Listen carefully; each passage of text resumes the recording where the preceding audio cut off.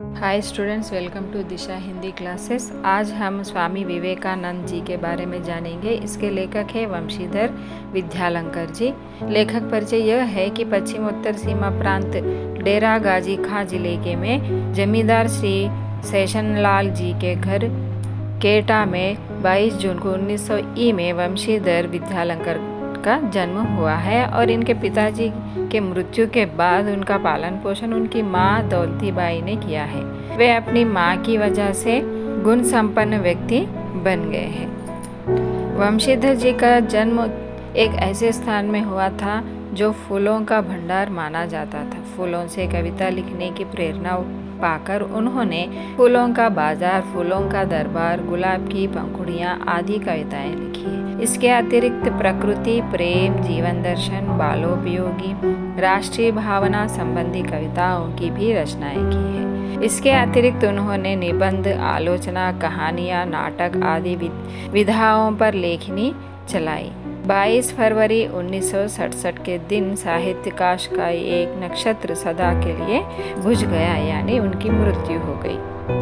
प्रस्तुत पाठ स्वामी विवेकानंद जी के बारे में लेखक ने बताया है कि स्वामी विवेकानंद जी उन महान भारतीयों में अग्रणी थे जिन्होंने भारतवर्ष और उसकी सभ्यता और संस्कृति की महानता को न केवल स्वयं अनुभव किया है बल्कि यूरोप और अमेरिका को उस समय अनुभव कराया है।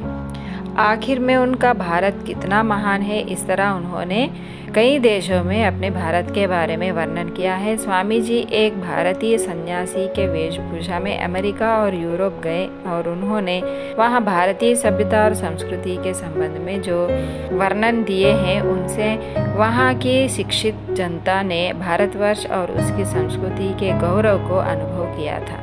स्वामी जी ने धर्मों की पार्लियामेंट में, जिसका समारोह शिकागो में हुआ था, जो व्याख्यान दिए थे उनके संबंध में न्यूयॉर्क हेराल्ड ने लिखा था कि स्वामी विवेकानंद जी निस्संदेह धर्मों की पार्लियामेंट में उपस्थित हुए व्यक्तियों में सबसे महान थे। उनके व्याख्यान सुनने के बाद हम इस बात को अनुभव करते हैं कि ऐसे शिक्षित राज्य में ईसाई मिशनरियों को भेजना कितना मूर्खतापूर्ण है। स्वामी विवेकानंद जी का जन्म 1861 को बंगाल में हुआ था। उनका नाम नरेंद्र रखा गया था। उनके पिता का नाम विश्वनाथ दत्त था। स्वामी जी बचपन से ही बहुत खुशहाल बुद्धि और चिंतनशील थे। चिंतनशील मतलब सोचने परखने वाले थे। और एक बार की बात है कि विवेकानंद जी ने 1881 में स्कॉटिश चर्च कॉलेज में प्रथम वर्ष में पढ़ते थे। एक दिन उनके अंग्रेजी के प्रोफेसर ने अनुपस्थिति यानी एब्सेंट थे। वह उस समय उनकी कक्षा को पढ़ाने के लिए प्रोफेसर हेस्टिक आए थे। प्रोफेसर हेस्टिक उस दिन वर्ड्सवर्थ की कविता एक्सकर्शन पढ़ा रहे थे। उस कविता में ट्रांस शब्द आया। इसका अर्थ ध्यानावस्थित और समाधि से मिलता जुलता है। विद्यार्थियों को ट्रांस शब्द के अर्थ को समझने में कठिनाई हो रही थी। उस समय हेस्टिक ने कहा, ट्रांस एक तरह की अनुभूति है जो कि एक शुद्ध और पवित्र मन को होती है। इसी प्रकरण में प्रोफेसर हेस्टिक ने दक्षिणेश्वर के माँ रामकृष्ण परमहंस का जिक्र किया था। उन्होंने उनके संबंध में कहा कि वे ही एक ऐसे व्यक्ति हैं जिनको उन्होंने समाधि की अवस्था में देखा है। समाधि लेना यानी शवासन की तरह। विवेकानंद ने इस प्रकार सबसे पहले अपने गुरु का नाम सुना। उसी समय से उनके मन में उत्सुकता होने लगी कि रामकृष्ण परमहंस से मिले। और एक दिन उनके चाचा उनको रामकृष्ण परमहंस के पास ले गए। उनसे मिलकर नरेंद्र नाथ के जीवन की ही दशा बदल गई। रामकृष्ण परमहंस से उन्होंने सच्ची शिक्षा प्राप्त की।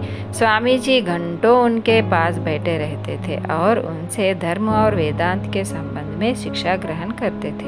श्री रामकृष्ण परमहंस की मृत्यु 26 अगस्त 1886 में हुई है और 4 वर्ष तक उन्होंने कलकत्ता के निकट रामकृष्ण मठ को संभाला। किसने? स्वामी विवेकानंद जी ने। और उनका नाम विवेकानंद हो गया।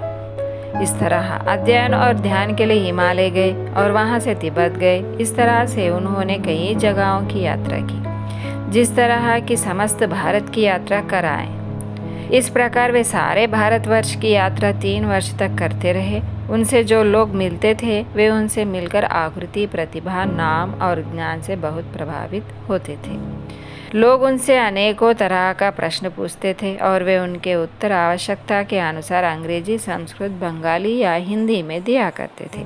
एक दिन वो कन्याकुमारी, जहाँ 3 समुद्रों का संगम है, कन्याकुमारी के समुद्र में एक है शिला है, वो इस शिला पर भारतवर्ष की ओर मुख करके खड़े हो गए और उन्होंने भारतवर्ष पर दृष्टि डाली। वो पूरे ग्रामों का स्मरण किया जो कि घोर अज्ञान, दरिद्रता के चंगुल में फंसे हुए थे, प्रत्येक दृष्टि से दुर्बल और असहाय थे। उस समय उन्होंने अनुभव किया कि हमारे देश को धर्म की इतनी आवश्यकता नहीं जितनी कि शिक्षा और आर्थिक उन्नति की है। उसी समय उन्होंने उसी शिला पर खड़े होकर संकल्प लिया कि वे भारतवर्ष को इस 3 परिस्थितियों से निकालने का प्रयत्न करेंगे। उसी समय से यह शिला विवेकानंद शिला के नाम से प्रसिद्ध हो गया। जब वो मद्रास में थे उस समय वहाँ के लोगों ने यह परामर्श दिया कि वे अमेरिका जाएं। जब वो अमेरिका गए तो उनके पास एक पैसा भी नहीं था।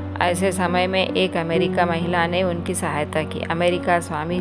अमेरिकी स्वामी जी की विद्वता से प्रभावित हुई और वे उन्हें धर्मों पार्लियामेंट के अधिवेशन में आमंत्रित किया। उस समय विवेकानंद ने कहा था कि पूर्व में सबसे बड़ी आवश्यकता धर्म की नहीं, मैं तो अपने देश की दीनहीन जनता के लिए रोटी की सहायता की खोज में आया हूँ। उसी समय उन्होंने अपनी व्याख्यानों से अमेरिका के लोगों को वेदांत तत्व को समझाने का प्रयत्न किया। वे कहते थे कि धर्म का अंतिम उद्देश्य परमात्मा की अनुभूति है।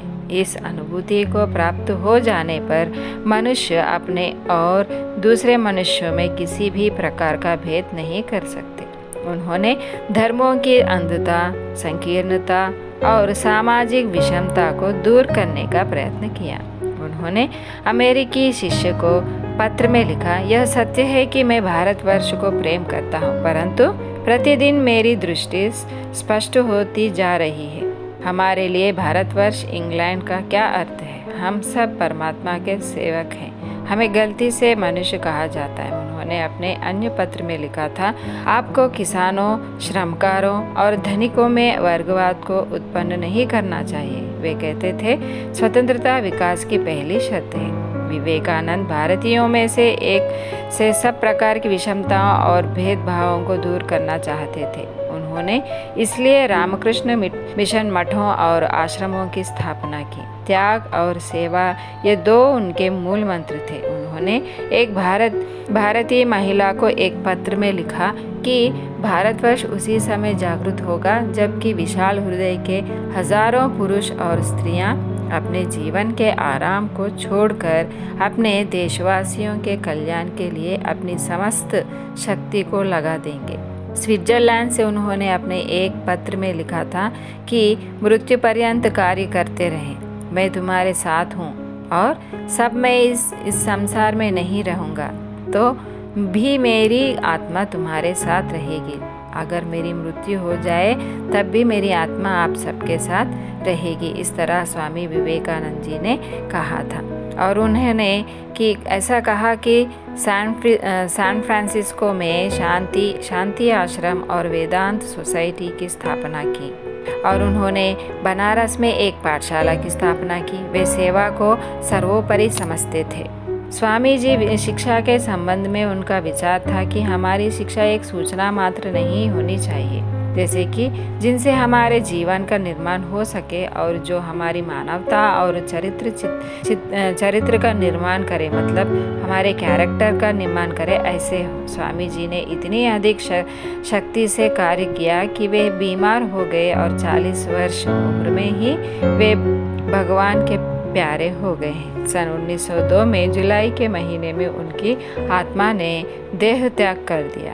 उनके हृदय में भारतवर्ष के लिए बहुत प्रेम था और उन्होंने अपने आंतरिक जीवन के संबंध में एक पत्र में लिखा था कि मैं अनुभव करता हूँ कि मुझे प्रत्येक के कल्याण की कामना करनी चाहिए। मुझे प्रत्येक को प्रेम करना चाहिए और प्रत्येक को अपने गले से लगाना चाहिए। इस तरह स्वामी विवेकानंद जी ने हमें संदेशा दी है। तो बच्चों, मैं आशा करती हूँ कि आपको यह पाठ समझ में आया हो तो मेरे वीडियो को लाइक कीजिए और अपने मित्रों को शेयर कीजिएगा। धन्यवाद।